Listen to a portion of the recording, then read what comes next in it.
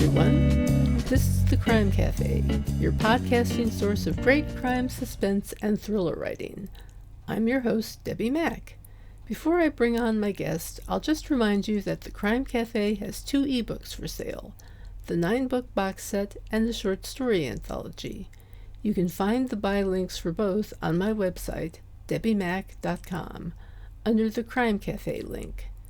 You can also get a free copy of either book if you become a Patreon supporter. You'll get that and much more if you support the podcast on Patreon, along with our eternal gratitude for doing so. But first, let me put in a good word for Blueberry Podcasting.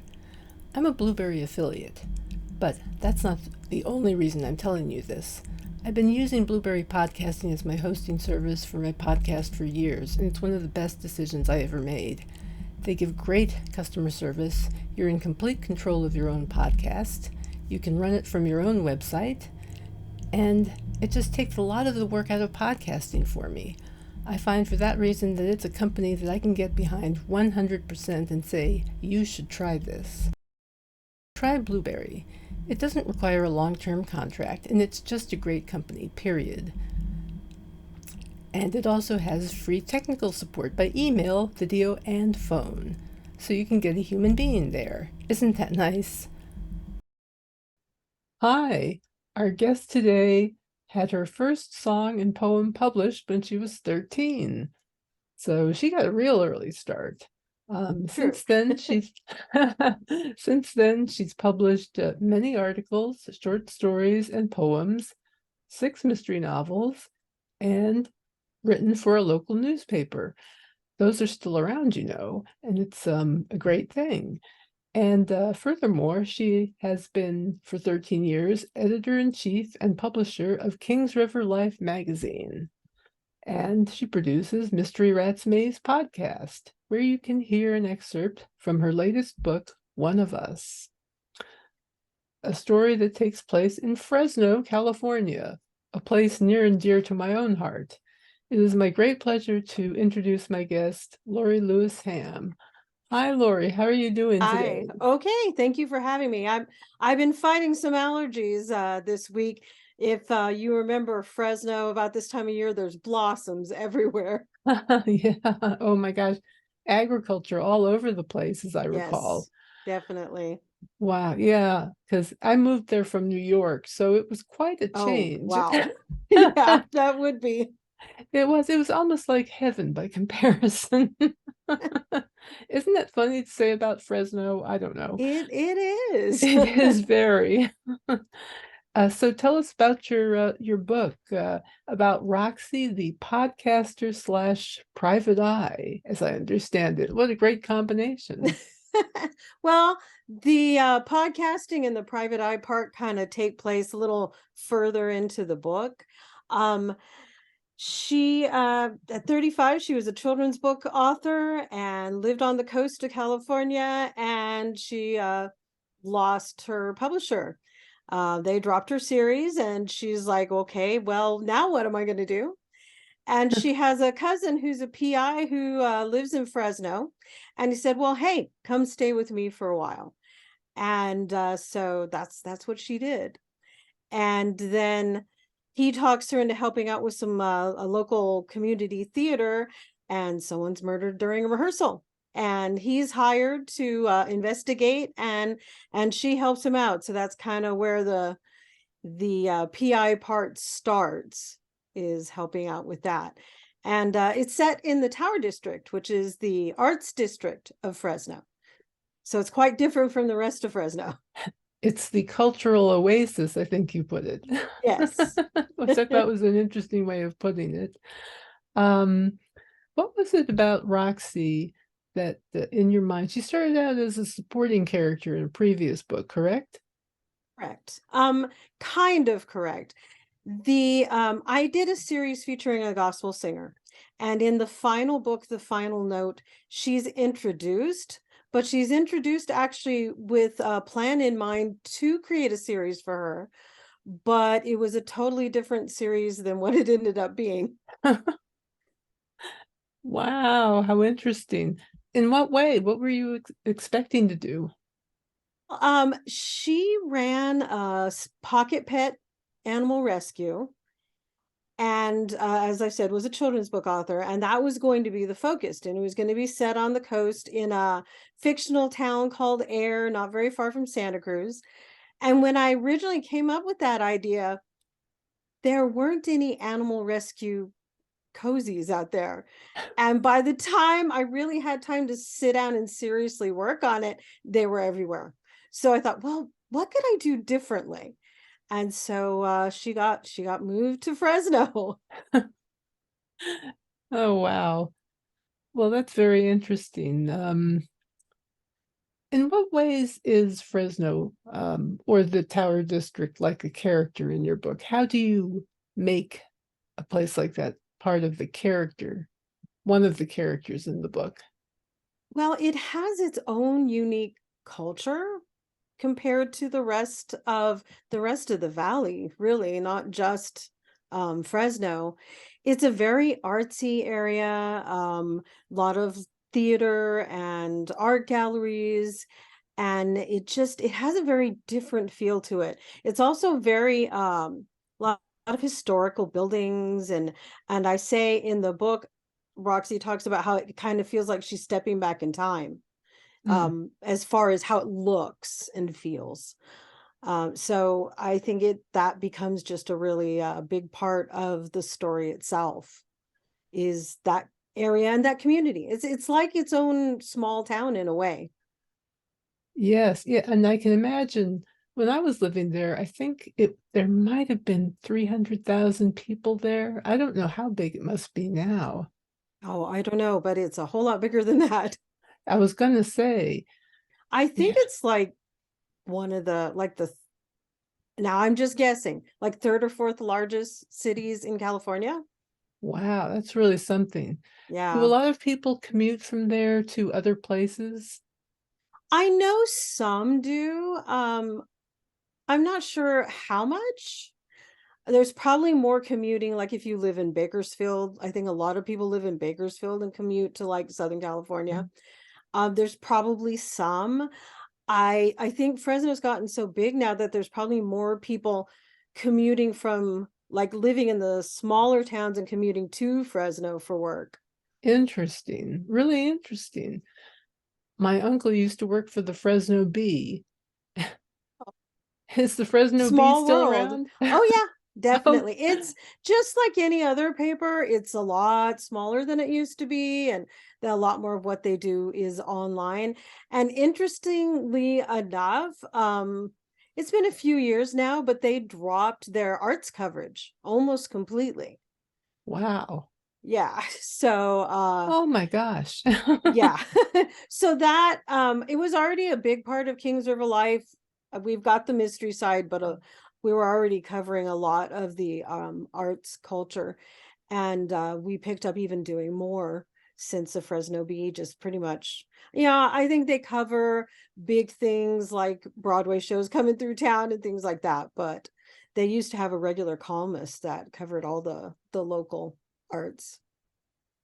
That's amazing. It's well, it's a little discouraging, but I'm just glad to see that the papers can continue in some Yeah. form these days. Yeah. It's nice to know. Um, how much research did you do when you wrote the book? Well, first off, I'll tell you, it took about 10 or 11 years for me to write this one, because around the same time I wanted to start that, I started Kings River Life, and it kind of took over. I was So gonna it took say, it took a lot longer to get the this one done. But not I don't want this to sound bad, but not a whole lot, because I was already very familiar with the Tower District. And so, I would do basic things like, okay, what street was this on? And I went, since I don't live in the tower, I just get to visit it. I would ask people on Facebook, okay, what's the best pizza place in the tower? And things like that. Um, and then of course I did research on the mystery side. I have some connections that I've worked with since my first book series. So there was that. And also Stephen Carlucci, her cousin, actually is a carryover from the other series. He never gets his own books. He's always kind of the sidekick. Uh, so I already knew a lot about Roxy's family too. So I didn't have to do, like a lot of really in-depth research. And through Kings of Her Life and through my kids being in theater, I had a lot of connections in the local theater scene, so I knew a lot of that.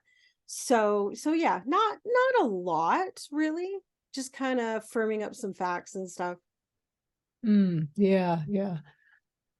When I think of the Central Valley, I always think of it as the real California in the sense, because so many people kind of equate California with Los Angeles or San Francisco. And to me, the Central Valley was really like the real California because, you had all these just regular people, Yeah. farmers, very important agricultural area. Oh, I yes, mean, definitely. hugely. And then, of course, you have these literary people who have written about it, like William Saroyan and John Steinbeck, Yep. two of my favorite writers, actually. Do you have a favorite writer, whether from Fresno or not? Well, I have been a huge Sherlock Holmes fan ever since I was a teenager. And then from there, I got into reading Agatha Christie. So they have remained big favorites of mine. On a more contemporary level, I'm a big fan. I'm realizing I'm saying a lot. Sorry, people. I'm a big fan of Cleo Coyle's Coffee House Mysteries. And also Sophie Hannah's redoing, she's doing the new Perot books. I really enjoy that. Anne Cleves, Anthony Horowitz. So those are probably my favorite more contemporary authors. I just recently read something by Anthony Horowitz. He's excellent. He's really amazing. Oh, he's amazing. Oh Yes. my gosh. And prolific. Yeah, yeah, yeah, definitely. Do you have a favorite movie? Oh, wow. I'm not sure that I actually do. I really enjoy movies, but don't know that it would be, it's easier for me to come up with favorite TV shows. I'm more of a TV person than a movie person. It happened one night with Clark Gable. That is one that's kind of stuck with me for a long time. The Star Trek movies, which ties into my TV love. There's a lot of movies that I've really enjoyed. I think it'd be hard for me to pick a favorite. That's cool. Um, how do you manage putting out a weekly magazine and producing a podcast and writing mystery fiction? How are you doing this? I'm not sure sometimes. The magazine really, I mean, it's a group project in that I couldn't do it without our other writers and our other book reviewers. As time has gone along, I do less writing for the magazine, but I handle, the business side and posting it on the website and the promotion and all that part of it. And the, just the running of it. And the podcast gets a little tricky sometimes. We It's not your typical podcast where we're interviewing people. We are picking stories and then auditioning actors and rehearsals and all that. So that one has ended up being a bigger challenge than I expected. And as to the books, like I said, this one took about 10 or 11 years. I'm trying really hard. I'm working on the second one. I'm trying to get it out in 2 years. So we'll see. We'll see if that actually happens. But Well, I yeah, it can admire be a you. challenge to balance. Yeah, I admire you taking on all of that because really Thank that you. is a lot of work. How have you found your writers? Where have you what do you do to find writers? Well, that's kind of changed and developed through the years. When I started out, it was just me. And it was kind of just going to be like a side project while I was out of work and looking, figuring what I was going to do with my life. And it kind of grew from there. Our first reviewer actually was someone that I had already had review things for me on my own website as an author. Her name's Cindy Chow in Hawaii. And I can't even remember. We've known each other for so long. I don't even remember exactly how we met. But our writers are actually all over the country. And it's just kind of met them through Sisters in Crime, through Facebook, through conferences, and then our local writers just through, being involved in the community. We have one of our main writers, he does reviews, but he also does a lot of local stuff. Terrence MacArthur is also a sister in crime, and I'm pretty sure that's how I actually met him originally. So even locally, Sisters has played a part. And Wow. we've had some high school students write for us, and it just kind of mostly online. We just connect. So basically you kind of put out, say, kind of a call for submissions maybe, and have people will respond. More of a call for writers Uh-huh. as opposed to, and then, they can pitch ideas, but we have a lot of specific stuff that we do cover. And so since it's all volunteer, it's one of those things, okay, would you be interested in writing the story? And then they commit to it and commit to a deadline and that sort of thing. So usually just a call, would anybody be interested in writing locally? Or we really haven't put out a call for book reviewers. We've picked up some extra ones along the way, just people I already knew. Like Claire Murray's filling in, doing some extra book reviews for us. And I know her just through the writing community. Well, that's fantastic. It's just amazing what you've organized there and the way you keep it running. It can be a challenge sometimes. The technical side is what tends to hang us up once in a while. Tell me about it. Yeah.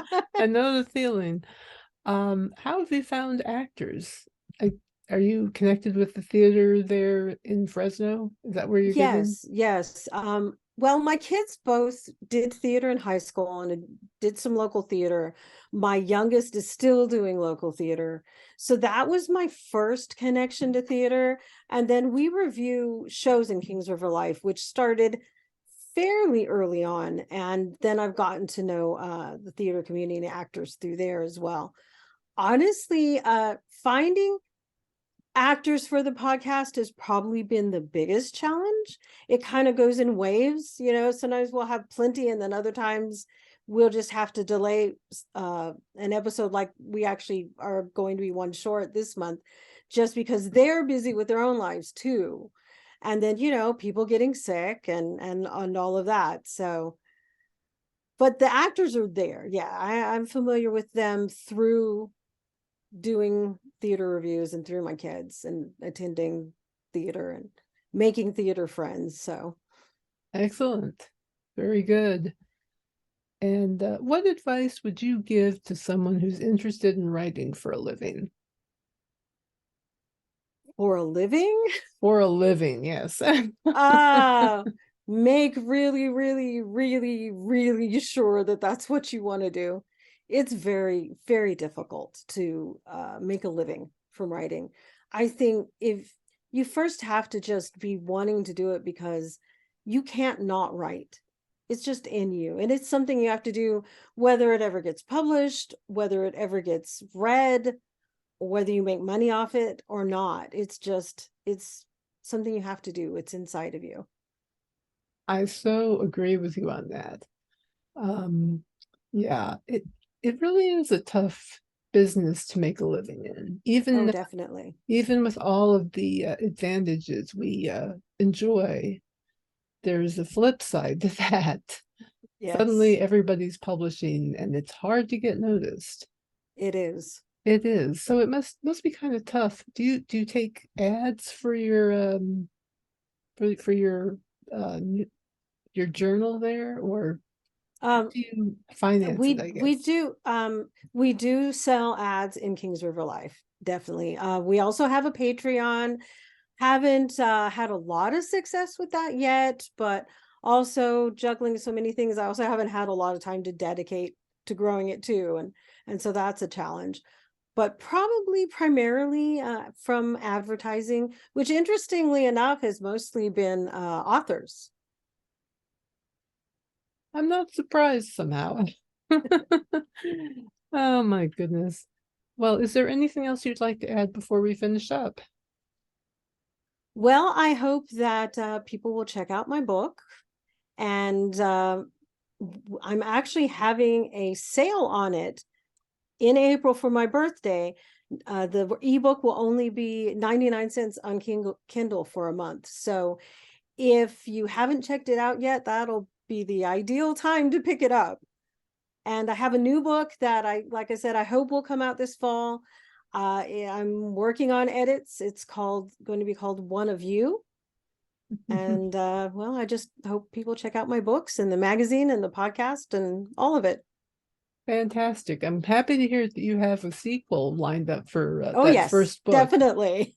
And another question I have actually is, how would you characterize the story? It's a privatized story, but at the same time, it seems like a cozy.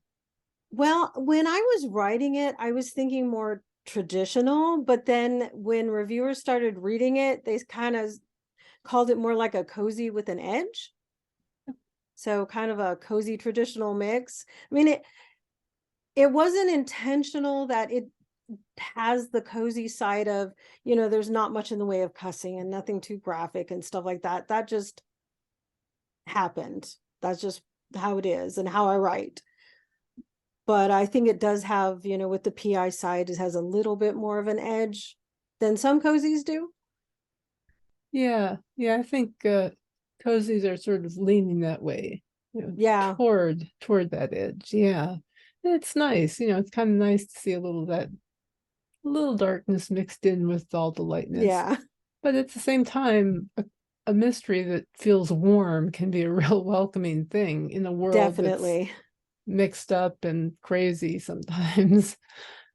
Very true. Well, I hope that people will enjoy visiting the Tower District. Now, I have fictionalized some things and added some businesses that don't actually exist for the sake of the story, but I hope they'll have a cozy time getting to know the tower and getting to know the characters as well as just the mystery itself.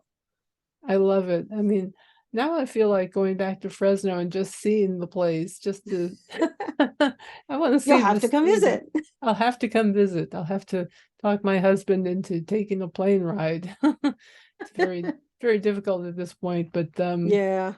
yeah, wow, Fresno, it's been years. But I just want to thank you so much for taking the time to talk with us today about this.